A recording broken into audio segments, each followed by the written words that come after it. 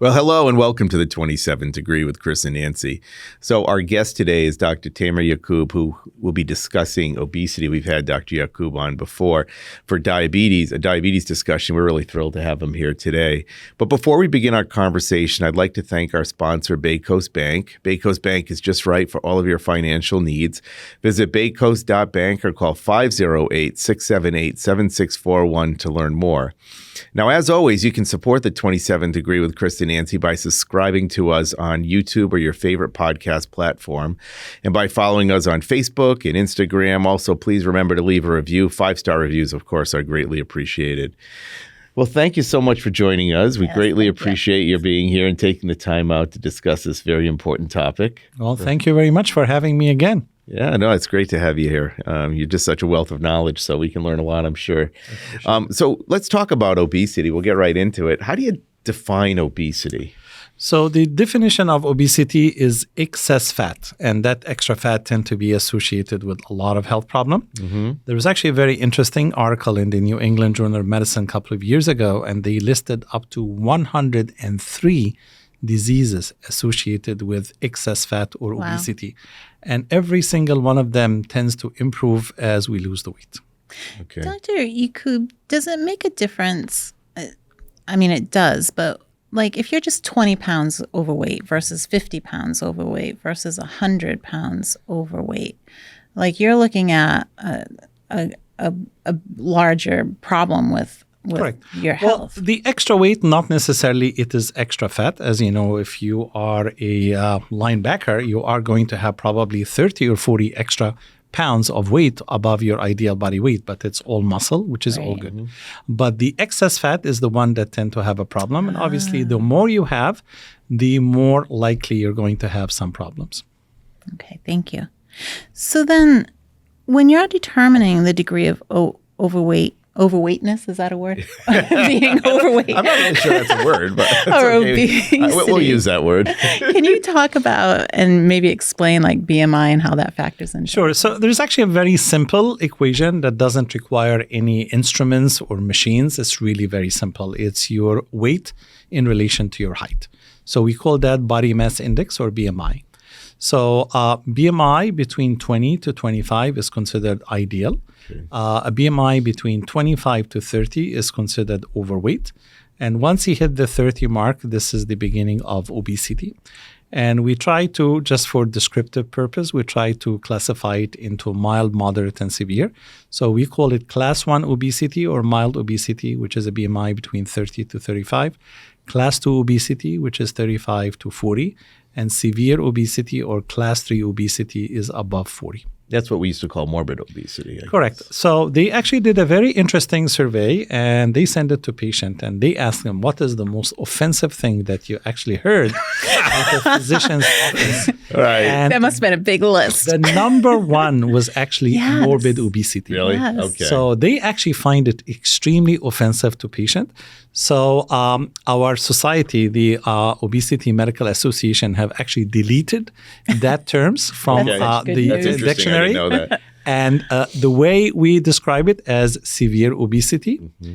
And they also found the second most offensive thing is when you talk to somebody, say, how do you feel about your obesity? So people do not really like that. So they found actually the most acceptable term is excess weight or unhealthy weight. Okay, that's much gentler. So what I've learned with the whole BMI thing, listening to you, is that I'm really not overweight. I'm just height challenged. So if I was about 8 inches taller, correct, I'd be the perfect weight for what I am. True. So if you grow 1 foot, you would be perfect for your There you go. What about those old medieval things like those stretching racks? the rack where they stretch you out. There you go. That's what I need, probably. Does age factor into like BMI at any point? Correct. So as we get older, we tend to lose muscle and gain fat. So let's say if you are 20 pound overweight in your 20, but you are 20 pounds overweight in your 60s or 70s, which one of them is more dangerous? Right. Probably at later age, because as you lose muscle, your metabolism slows down. And as your fat increase, that increase the risk of problems. So in our weight loss clinic, or I should say weight management clinic, we do not rely on the weight by itself. So we do something called body composition scan, which is a scale regular to your huge regular scale that you have in your bathroom. But that scale will measure 3 compartments: your fat content, your water content, and your muscle mass. Oh. So you could probably come in 2 weeks and your weight is exactly the same. But you have gained 2 to 3 pounds of muscle and water, and you lost 2 to 3 pounds of fat. And we usually cheer and we are high-fiving each other. One other week, you come back and your weight is the same, but you have gained more fat and you lost muscle and water. That will be a bad week. Yeah. So keep in mind, your weight is not really tells the whole story. So you really need to look at your body composition. The easiest and the simplest thing is the waist circumference. So we have a very sophisticated test called the old pants test. Old pants test. So look at one of your old pants in your closet and try to fit in it as you start your weight loss journey. Yes. That's And so that funny. will tell you if your waist circumference is shrinking or not. So if the pants are fitting a little bit easier and closer, that means you are losing weight in your on your waist. And they actually found that that is the most powerful number when it comes to the risk of heart disease and the risk of multiple problems. Oh, that If belly your weight. waist is shrinking, that means you're on the right track. That's Now, great. suppose you're just born like with an apple shape. Like some people are born, with a nice little hourglass. Like literally born with an apple shape? Or- Like I carry my weight in my Okay. belly. I You're don't talking about carry it in my genetics, right, hips right, and, right. and So there's everything the else. apple and the pear. Which one is more dangerous? Which one is more Yeah. associated with more risk for heart disease? The apple. And men tend to be more apple, women tend to be more pear. So what's interesting about your old pants factor is that especially through the pandemic, like people are just wearing sweats and leggings, Right, and right. if you wear scrubs all the time, You don't think about it. You don't, and it's so easy, like you're not realizing it. So I think Keep everyone stretching should until the pandemic is over and you fit into your old pants and you Right. realize it doesn't fit. Yeah. exactly. I think everyone should try on a pair of old jeans once a week. Yeah. Just Okay. kind of stay on. I'll let you know how track. that goes.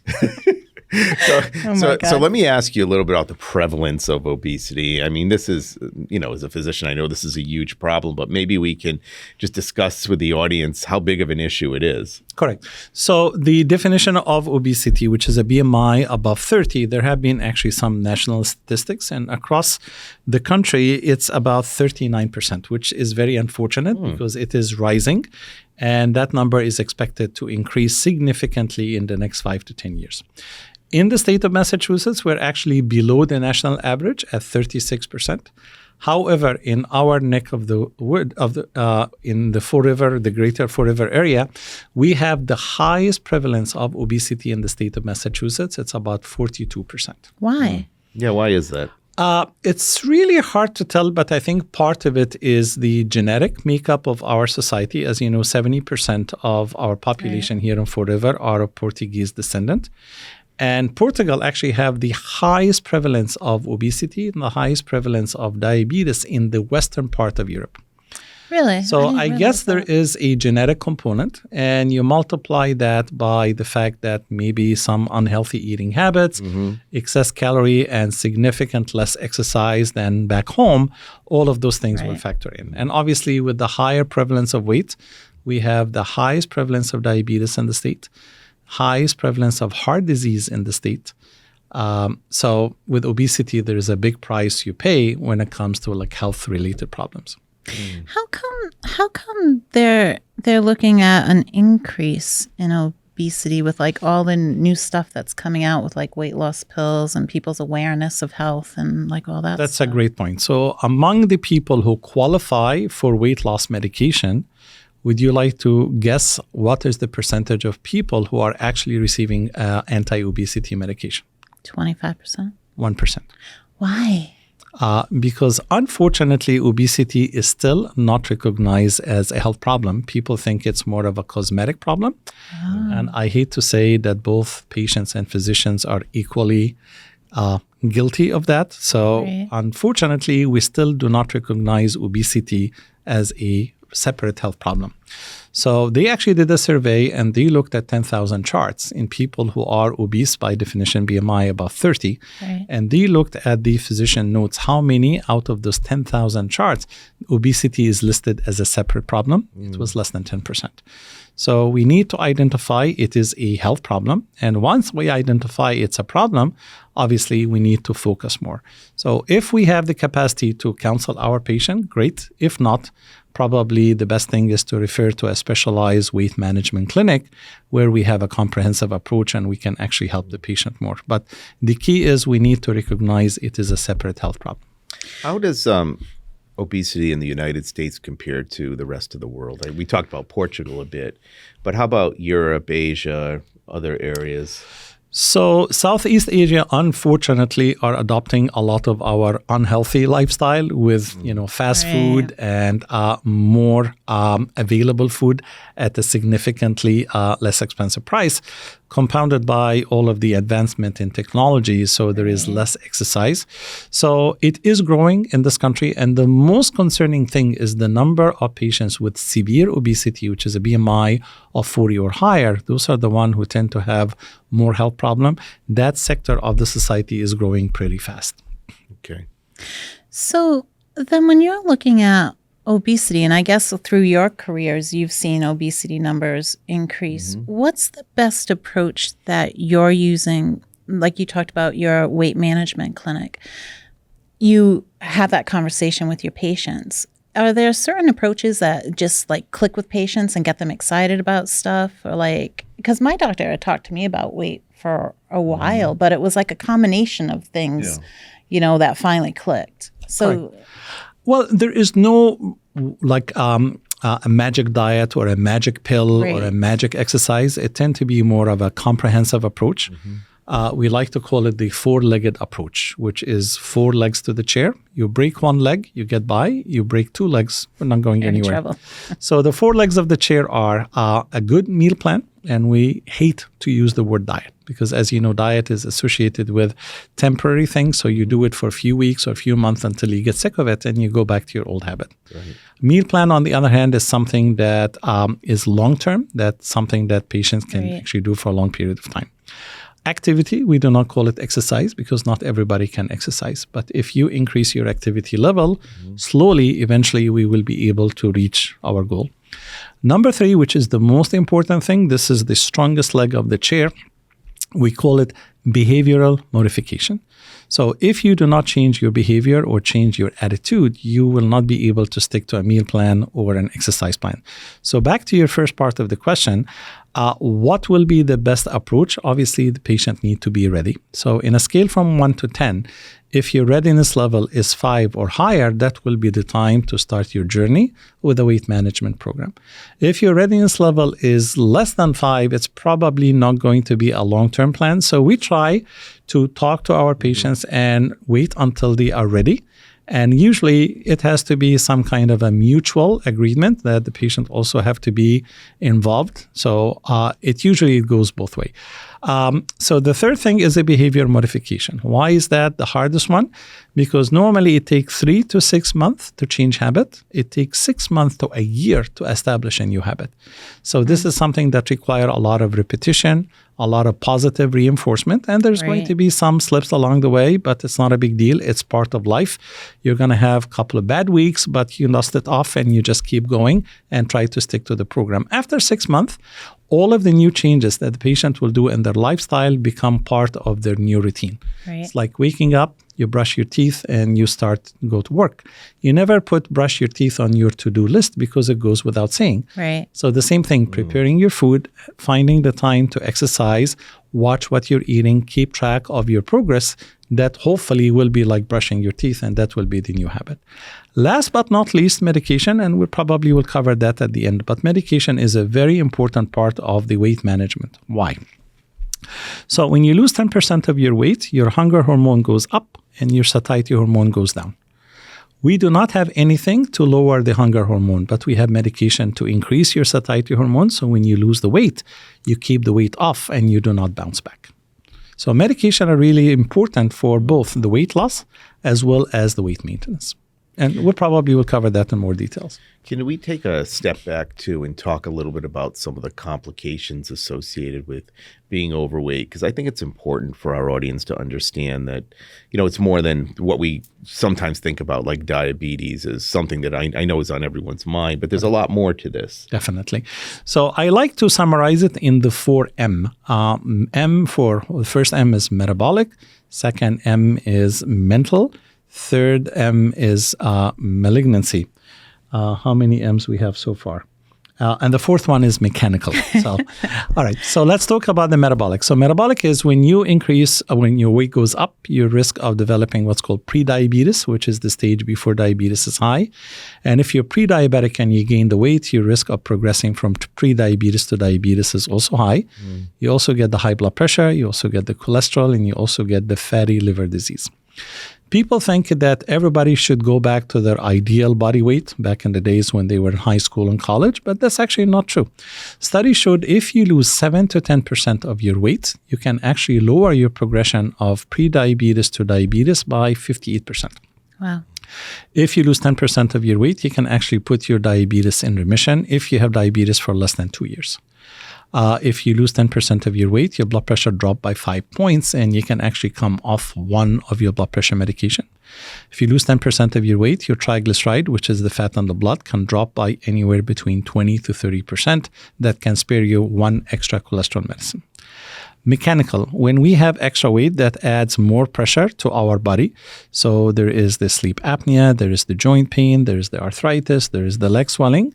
And studies showed if you lose 10% of your weight, your apnea score drops by 50%, which means if you have mild to moderate sleep apnea, it tends to go away.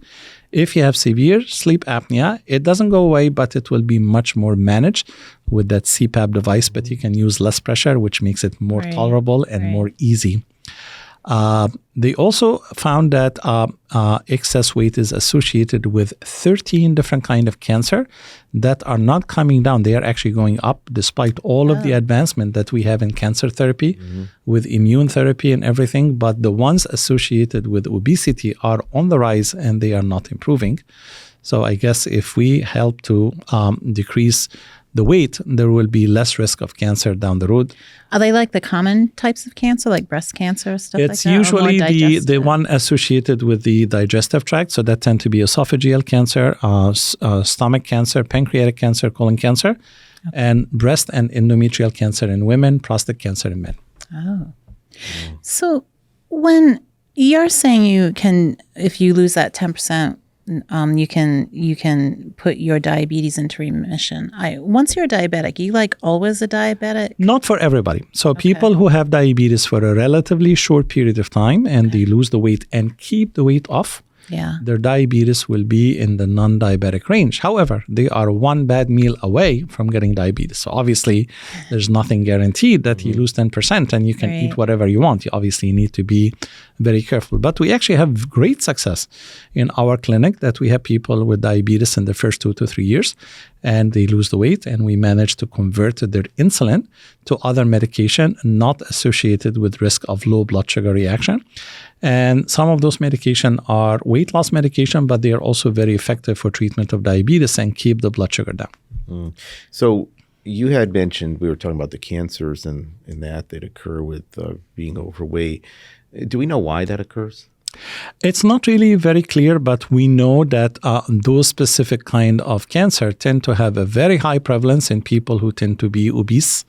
And as the obesity rate is increasing, those kind of cancer continue to rise versus some other cancers not associated with obesity. Those are going down because of all of the new advancement that we have in the whole oncology field with all of the new medications. I really wanted to emphasize the 10% that you had said and what a difference that it makes. And you had said that to us when you were on our podcast last time talking about the diabetes. And then we heard it from like a majority of the specialists that were on. They all talked about that 10%. And that, I think that was one of the things that really motivated me, because I was like, oh man, I got to lose 100 pounds. And it's like you think of this big mountain, like you had said, you know, and it's like, you don't have to.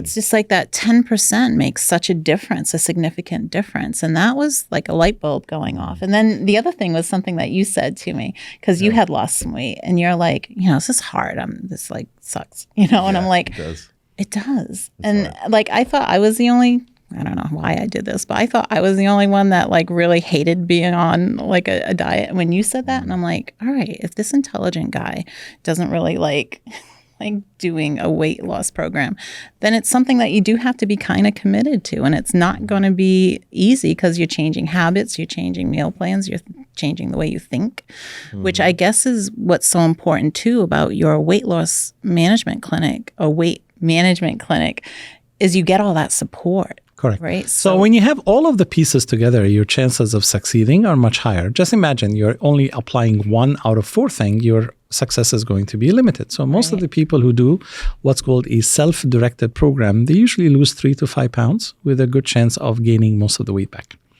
If you couple that with exercise, you're probably going to lose 5 to 7%. But again, if it's not sustainable, you're going to gain most of the weight back. Right. If you combine the meal plan, the exercise plan, and some kind of behavior change or modification and medication.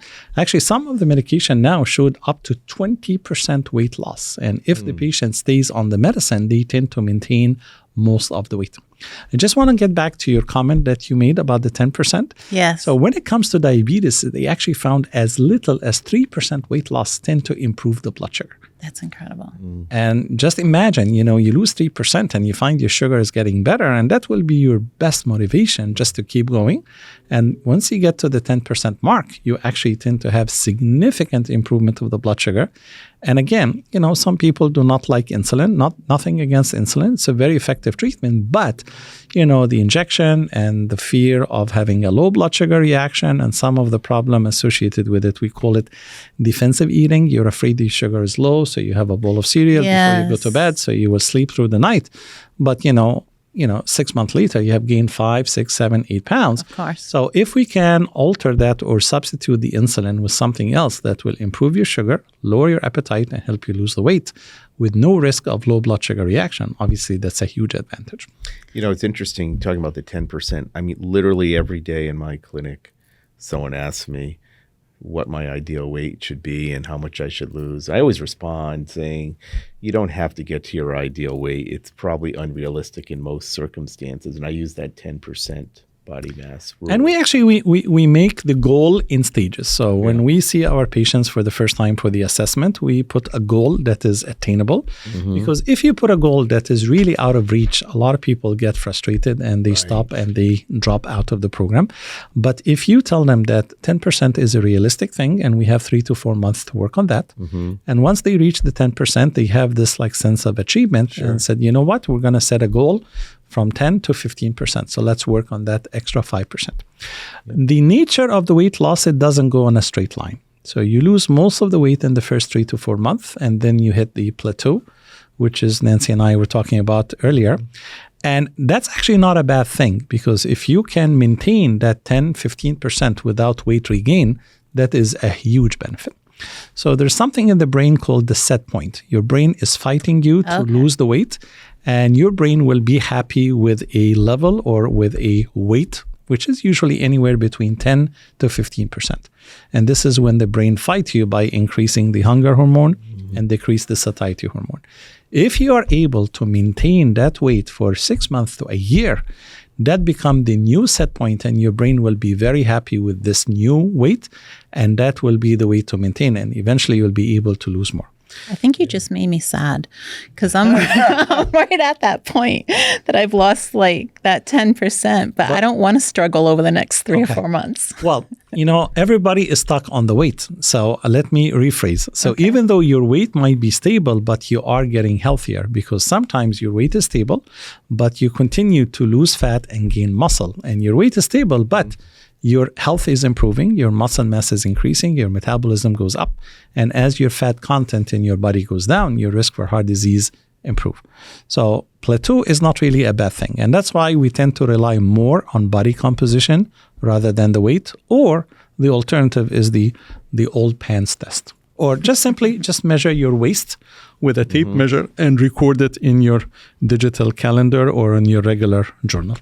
Let me tell you some things that I do, and you tell me if they're bad or good. So I had that goal, all right, I'm going to listen to all these specialists and Dr. Yacoub, and I'm going to lose my 10%. But I also, so that was over a long period of time, and that doesn't necessarily work for me because I want to make sure I'm on track. So every week I would have a weekly goal, like what my weight loss should be. And if I didn't reach that goal, like I'd be like, I did everything right. So, well, how come sometimes you don't lose? And my scale's not a fancy scale, so maybe I was like getting like muscles. Yeah, it's probably not. It could be body composition. Exactly. So that was a really good point. But I guess what I learned is, like, if you just maintain and be consistent, it's eventually going to fall off. Correct. Well, the vast majority of the patients, as they lose the weight, they gain some or most of the weight back. So the fact that you lost 10% of your weight and you're able to maintain it, that is a huge achievement, and you should be actually very proud of yourself. From a health standpoint, losing 10% and keeping the weight off, definitely that pays off. So less risk of diabetes, less risk of high blood pressure, less risk of sleep apnea, less risk of joint pain and arthritis. And they also found that quality and duration of sleep improves. So as you're sleeping deeper, you wake up refreshed, you have more energy, you tend to be more alert and more productive. Right. So at the end of the day, the weight does not really come in a straight line. It's like looks like a ladder. So you have a flat week and you have a good week. So what is a good expected weight loss at the beginning? So for women, it's usually 1.5 to 3.5 pounds in the first couple of weeks. For men, it's 2.5 up to 5.5 pounds for the first couple of weeks. And then what's after that, as far as expectation? Anywhere between 0.5 to 1.5 pound per week after that. So you're not going to drop like 4 or 5 pounds every week. It doesn't really work this way. But as long as you're moving on the right track. Eventually, when you reach the plateau, it will be really, really important to find out what is your body composition, and just make sure as you are maintaining your weight, you are maintaining the muscle mass and your fat content is coming down. Obviously, hydration is very important. So 45 to 50% of our weight should be water. So basically half of the weight. So, and there are actually body composition scale that are available. They are not very expensive. If you go on Amazon, or Google it, it's probably like $30 to $40. And they have an app where you can actually look it up on your phone and you can share it with your doctor. So a lot of our patients, especially during the pandemic, who could not physically come to the office, they will do their body composition scan and they will email us the results, and we will look at their chart and see if they are going up or down. And it was actually a wonderful thing because that actually helped that we can monitor our patient remotely. You know, speaking of apps too, I found, like, with my weight loss journey so far, that it was really helpful to use one of the fitness apps that were out there. And it wasn't tied to my doctor, but it kept me straight in my head. Because sometimes if you ask me how many calories I took in a day, like off the top of my head, I tell you 30% less than what I really did. So it wasn't until I started writing it down and really tracking, like how many times I just took a bite of something or whatever, like all that adds up. And if you're a cook or you're a baker, well, forget it. You know, you're tasting everything like all the time. And those are all calories. Actually, they did a study in exactly what you were saying. So they looked at people who lost 30 pounds and kept it off for more than a year. And they were sending them a survey every month. And they collected the data in a data bank. And they found that those people have 5 habits in common. What were they? Number 1, journaling. They keep track of their food intake, exercise minutes. Number 2, they exercise 150 up to 175 minutes per week. Number 3, they sleep 7 to 8 hours every night. Sleeping is extremely important. Number 4, obviously they watch what they are eating and they never skip meals, especially breakfast. And what is number 5? So we talked about the meal plan, the exercise, the journaling, the sleeping, and weigh-ins, support. They limited their screen time to less than 2 hours per day. That means less why is that video games important? and less TV. Because you're doing something else? Because obviously, if you are not sitting on the couch, you will be moving and doing something else. Unless. Well, work no, doesn't listen count. to this. No, unless, and this is something important that you said to us when you were doing the diabetic podcast that I went out and bought right away too, those stretchy bands. Okay. So you can sit on the couch, and I have my stretchy bands, I have my little dumbbells, and I just recently bought, you're going to think I'm a nut, but I just recently brought that under the desk elliptical. Desk cycle. That's good. Yes. I have one in my office. Yes. And I have one at home. So Yes. when I'm watching like a Right. game, I'm actually So pedaling. you can actually Correct. like enjoy couch time and Correct. So there are multiple means Yes. of being active. You do not have to have a membership at the gym Right. and go and spend like 2 hours, which is a wonderful thing. But if your time does not allow, there are a lot of creative way of exercising. or if you want to wear your pajamas when you work out and not make sure you look good before you go to the gym, it's easier too. So what do we do about the 8 to 10 hours of screen time as physicians we have to do a day? Well, work buy one of those doesn't count. ellipticals. So we're talking outside work. So you don't want to spend like 10 hours behind your computer, Okay. and you spend another 4 hours when you go home watching TV or looking at your phone Right, or right. doing TikTok or playing video games. So the key is you just need to be moving and you need to be active. There should be a study done that looks at the use of TikTok and obesity. I think that it's a straight correlation. I'm sure somebody's looking into that. Because it's such a big thing now. It really is. Actually, one of the things because of the childhood obesity is Right. becoming more of a problem. And those young kids, they actually are increased risk of health problem, mainly diabetes. So what they did is they have a pedal-powered computers or pedal-powered TV. So if Yeah. you want to watch TV or if you want to play on your computer, you actually have to Oh my God, I get love on your that. stationary bike and pedal. And as soon as you stop pedaling, the computer will turn off and the That's TV will great. turn off. I think that's They did it in some of the elementary school, and they yeah. actually have like fantastic feedback from the parents. Right. Yeah. No, that's interesting. I think that's a great idea. I think Best Buy needs to start selling computers that are hooked up to like a pedal machine. I like that idea a lot, actually. Me too. Primacare is Southeastern New England's trusted leader in medical care. With offices in Fall River and surrounding communities, we're dedicated to your well-being. Our carefully selected team of more than 150 providers offers world-class primary and specialty medical care. Primacare doctors are supported by a skilled staff trained to deliver comprehensive radiology, imaging, and testing services. Primacare is large enough to take care of all your medical needs, but small enough to care for you personally. Primacare is by your side.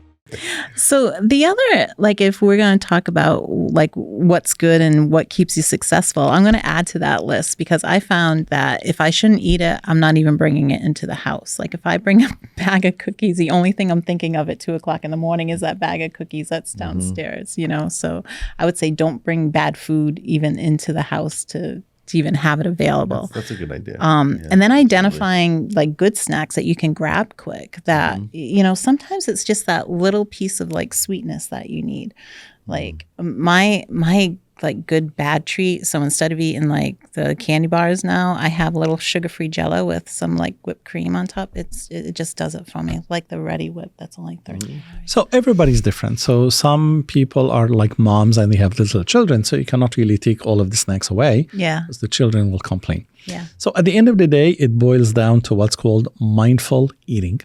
So at our clinic, we usually do the calculation of the total amount of calories and what's coming from carbs, what's coming from protein. Yes. And we usually make a grocery list to our patients. And we usually ask them before they start the program, give yourself a day or two, do your grocery shopping and have everything ready. And if you find there are items in your house that are very tempting and you cannot resist the temptation, donate it to your, food pantry in your Yes, town, that's or a go great to your idea. local church or your local synagogue or your nearby homeless shelter and just donate that food. Do not throw it away, but donate it to somebody and you can actually start fresh. If you have kids, and they need to have a snack, just, try to be selective. Obviously the kids will need to have cookies and all of that stuff, but try as much as possible to avoid the things that are very, very tempting. What are the worst? What are the worst foods? What are things we should avoid? What are those right? good bad foods? What are the things that we should really Well, stay there away is from? no food that is absolutely forbidden. I mean, you can eat anything, but everything in moderation. So during the weight loss phase, which usually the first 3 to 4 months, you really, really need to be disciplined. Yeah. During the weight maintenance program, you can probably eat a little bit more, but again, you still have to be mindful. So there's really not one single item that you can or you cannot eat, but everything in moderation. And it's usually something that is planned with your physician who is supervising that. And, every weight loss program is a little different. There is no one weight loss program that is the best. Whatever works for you, whatever suits your lifestyle, whatever you feel that is more consistent and you can stick with it long term is the one that is best for you. So you have a program that you run through Primacure. Can we talk a little bit about that and what that program, what's involved in that program, what the experience for patients may be? So our track record, we started in 2017, I think. So we are on our 6th year. And so far, we have helped our patient to lose 50,000 pounds. Wow. Which is really great. It's something that we are very, very That's proud of. fabulous, yeah. And it's not only the number, but also quality of life tend to improve when people lose the weight and keep the weight off. So it boils down to 4 different things: a meal plan, exercise program, behavior modification, and medicine. So the meal plan, there are all different kind of meal plan. We subscribe to the low carb, high protein with modest amount of fat, good quality fat, lots of water, so no That's dehydration. good quality fat. We'll get to that in 1 second. Okay. And lots of fiber to avoid constipation. And we usually divide that into small meals and small snacks throughout the day. So while you're awake, every 2 to 4 hours, you will be eating and you will have like 16 ounces of water. So when you eat and drink healthy food, smaller portion throughout the day, 4 good things will happen. Number 1, your craving goes down because we're cutting back on the carbs. Your satisfaction level is very high because protein is very satisfying. You tend to adhere to the program better because you take a lot of the stress eating and the boredom eating, because the moment you wake up in the morning, you know what to eat, how much to eat, and when to eat. And at the end of the day, your metabolism can actually go up by as much as 10% because you are constantly burning what you're eating. What is a good fat? So polyunsaturated fat, so like avocado, olive oil, some nuts, but to a limited degree. Not all the nuts are allowed. So, everything in moderation. Exercise, we usually like to do combination of both cardio and resistance. And again, as Nancy mentioned, you do not have to go to the gym. You can have your stationary bike or you can have your desk cycle and start with as little as 10, 15 minutes.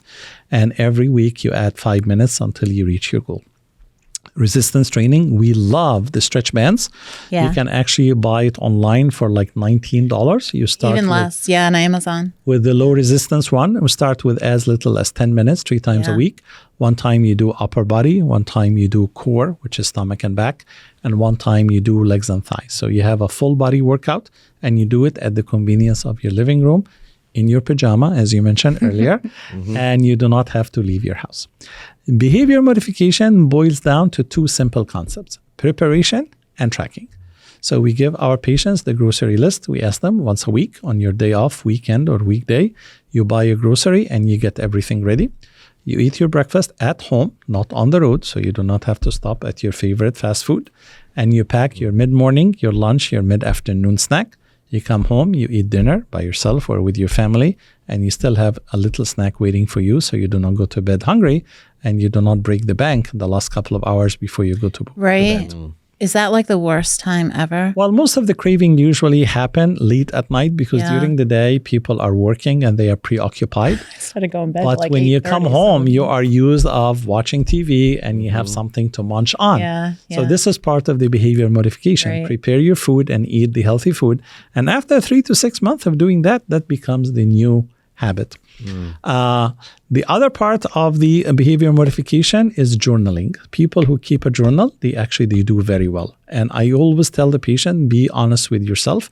Write everything you do, even if you do something bad. The reason is when we give them the flow sheet of their weight and they look at a week when they lost 3 pounds, they will look at that week, what did they eat? And then when they go back and they look at the week when they gain 3 pounds, they look what they ate. So you actually learn from your own mistake. and you know what worked for you and what did not work for you, because everybody's different. Right. So when you have it written in your own handwriting, this is probably the best guide. And we always tell our patient, keep that journal forever, because that's going to be Right. your guide in the That's so future, true. because every now and then you will need to go back and reference that. Yes. Last but not least, medication. And this is something that obviously has to be decided between the patient and the physician, because not every medicine is suitable for everybody. So we usually pick the medicine based on the blood test results, the list of other medical problems, because some of the weight loss medication are helpful for weight loss and something else. For example, some of the medication will help to bring your blood sugar. If you're diabetic, you can probably use those kind of medication. Right. Some medication have antidepressant effects. So if you have Yeah. depression, you can actually take advantage of the antidepressant effect and the weight loss effect. Some medication actually have some other positive effect on migraine. So if you have migraine headache, you can actually get really one good for the one. price of two. Something will help your migraine Right. and something help you to lose the weight. So it's very, very individualized. There's no one size fits all. And the good news is we have, as we speak, about 20 different weight loss medication that are being in clinical trial. We have 3 or 4 new medication that are being reviewed by the FDA, and within the next year, we hopefully will get 2 or 3 new medication that we can add to our list of medicine. So there is a lot of research and development in the obesity field, and it looks actually very promising. So when you say those effective medication, what's the definition of effective medication? Like, can I go take a pill and lose 50 pounds? Well, it doesn't work this way, because if you take the pill, you are going to lose probably 3 to 5% of your weight if you do not do anything else. Okay. But if you take the medicine and you couple that with, healthy eating habits, Yeah. exercise, journaling, behavior modification, you tend to maximize the benefit. Do you have to stay on it after you lose the weight? So let me ask you this. If you have high blood pressure and you take blood pressure medicine and your blood pressure is normalized, what would you do? Would you stop the blood pressure medicine No, or it's you working. continue to take it? So if you stop it, your blood pressure will go up. As long as you stay on it, your blood pressure will improve. And keep in mind, I know a lot of people do not like to take medicine long term, but if you take a medicine to help you lose 10, 15% of your weight and keep your weight off, you are staying away from diabetes, you're staying away from high blood pressure, you're staying away from cholesterol, staying away from reflux disease, you're staying like a away from security guard. obstructive sleep apnea. So that weight loss medicine that will maintain your weight will keep you away from probably 4, 5, 6 other medication that you might need if you gain the weight back. It's a really good It perspective. is a funny thing that we don't think twice about continuing on a blood pressure medication long term, but we're on these meds for weight issues. Patients have difficulty staying on them long term. It's a similar process, right? It's a chronic condition. Very, very true. And that's why, obesity is a chronic disease, so it doesn't really go away. One of the world experts in obesity, his name is Dr. Sharma. He is the president of the Canadian Obesity Society. Every time he gives a talk, he usually have an elastic band in his pocket. And he will take it out of his pocket and stretch it. Said, when you stretch the band, you are exerting energy because you have to keep that band stretched.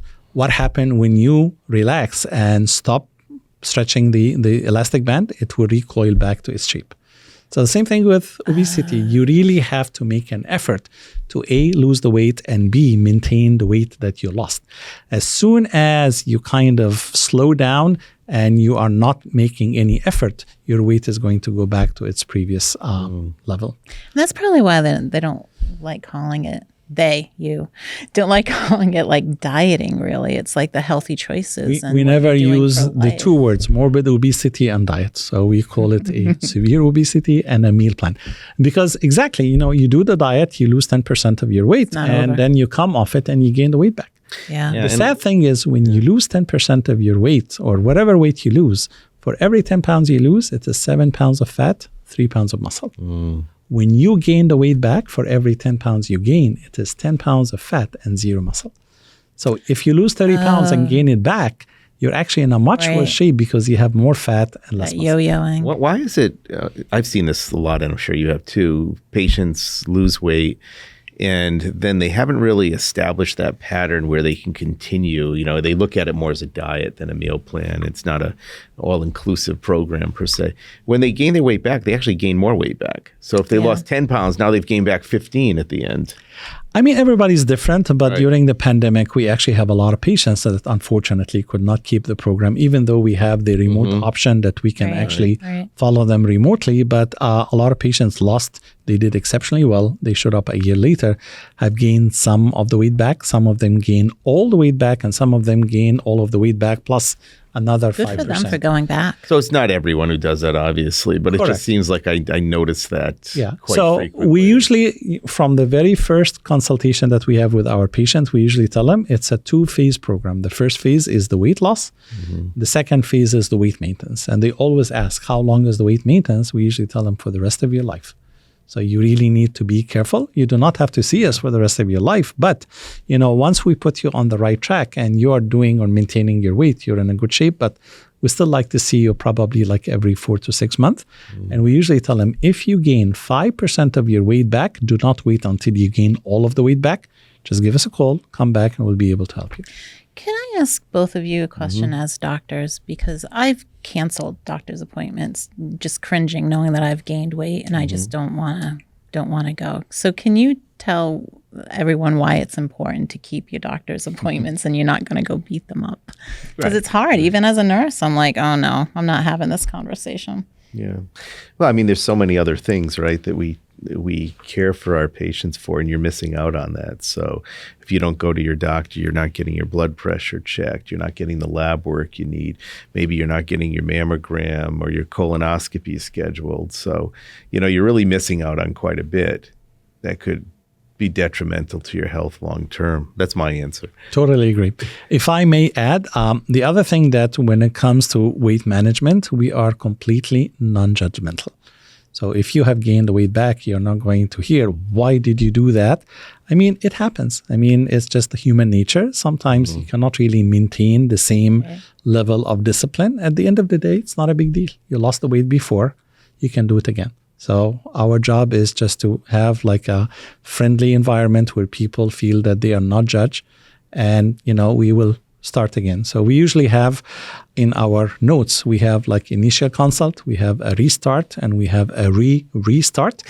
I mean, it happens. Right. But, at the end of the day, if you have positive experience, you lost the weight and you felt very well and you gained the weight back, at least you have something to look forward to.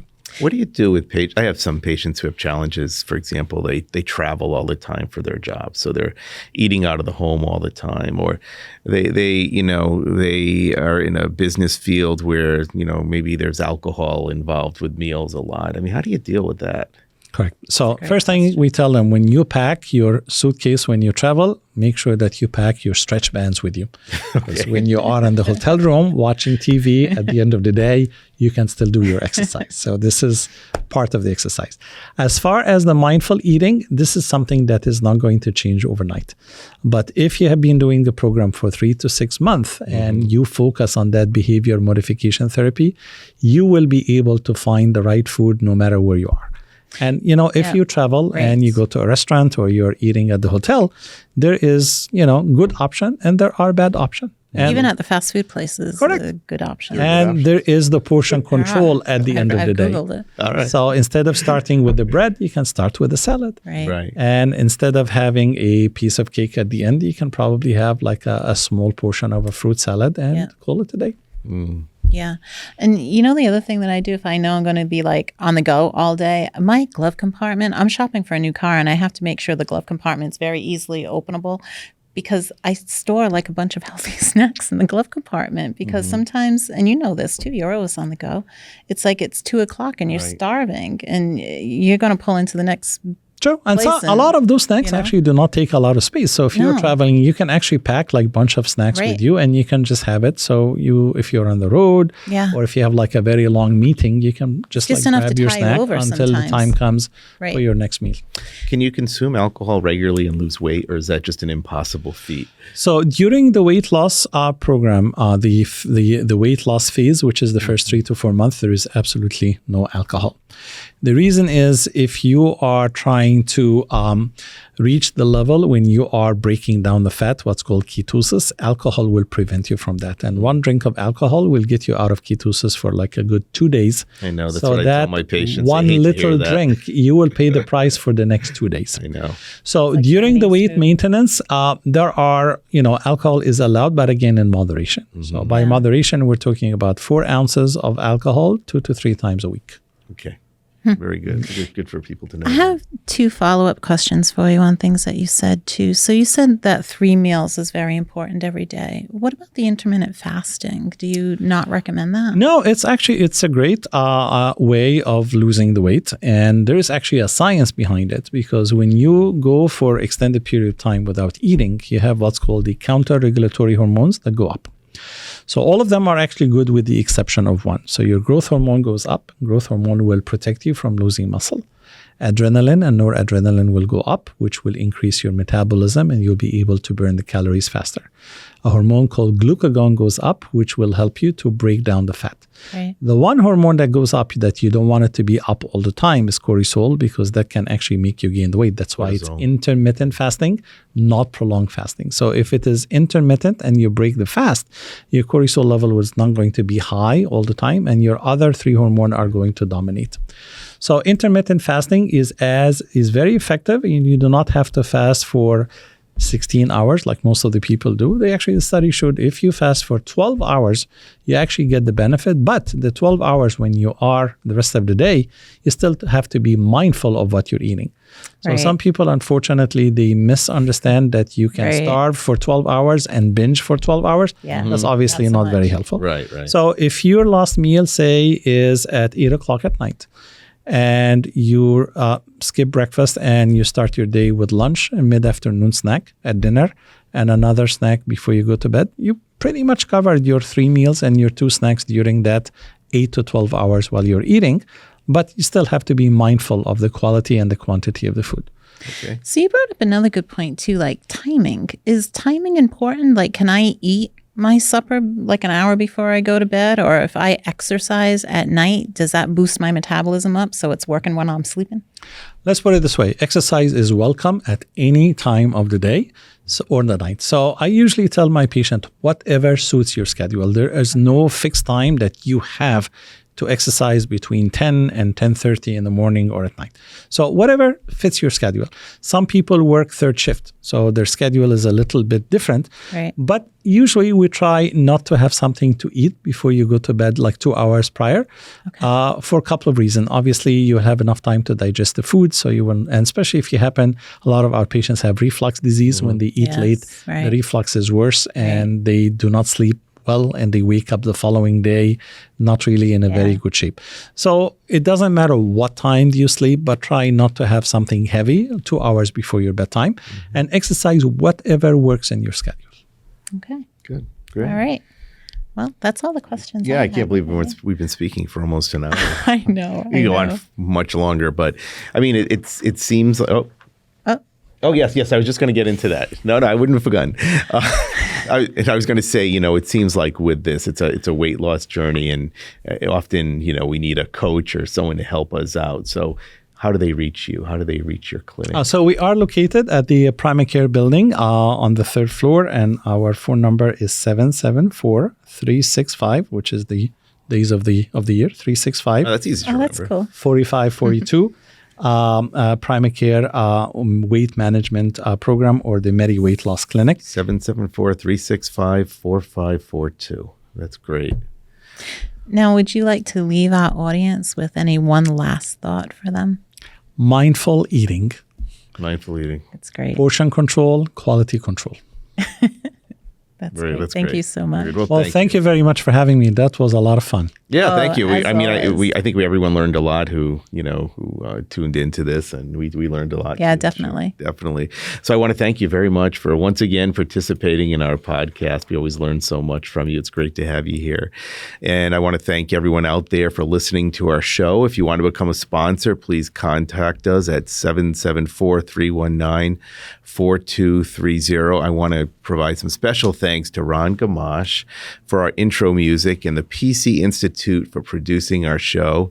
And of course, Bay Coast Bank, which is just right for all of your financial needs. Visit baycoast.bank or call 508-678-7641 to learn more. Once again, thanks for tuning in to the 27th Degree with Chris and Nancy, and we're always so glad to have Dr. Yacoub here. He does such a wonderful job. Thanks again. Thank you very it. much.